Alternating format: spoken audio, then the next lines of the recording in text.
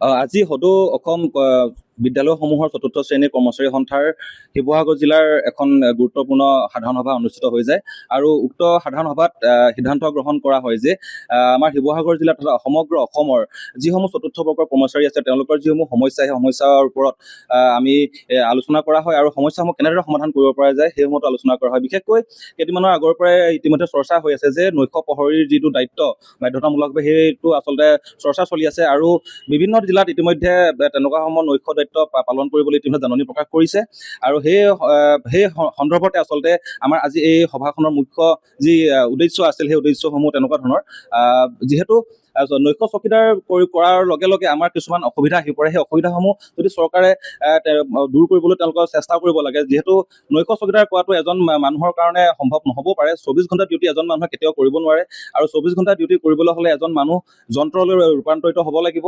যিহেতু আমি যন্ত্ৰ নহয়, মানুহ হয়। চতুৰ্থ বৰ্গৰ কৰ্মচাৰীসকলে বিভিন্ন ধৰণৰ সময়ত লাঞ্ছিত বাঞ্ছিত হৈ আহিছে, বিভিন্ন ধৰণৰ উচ্চ পৰ্যায়ৰ লোকৰ পৰা বিভিন্ন ধৰণৰ কিছুমান কথা শুনিবলগীয়া হয়। সেইসমূহ আচলতে কিয় শুনিবলগীয়া হয়, এনেকুৱা ধৰণৰ সমস্যাসমূহ সমাধানৰ কাৰণে আজি এই সভাখন আমি ইয়াতে অনুষ্ঠিত কৰা হ'ল।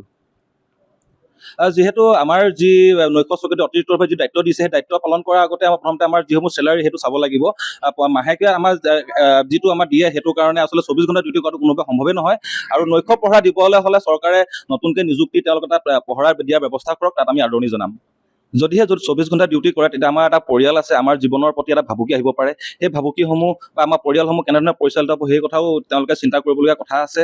আৰু যিহেতু নৈশ চকীদাৰ কৰাৰ লগে লগে এজন চকীদাৰ হাতত অস্ত্ৰ শস্ত্ৰৰে সজ্জিত হৈ থাকিব লাগিব। আজিকালি ডকাইত চুৰ কৰিবলৈ হ'লে তেওঁলোকে সুদা হাতে নাহে, তেওঁলোকে হাতত অস্ত্ৰ শস্ত্ৰ লৈ আহে। এজন চকীদাৰে যদি হাতত লাঠি লৈ তেওঁলোকক যদি সেই টাইমত পহৰা দিবলগীয়া হয়, তাতকৈ আৰু দুখৰ কথা একো নাথাকিব পাৰে।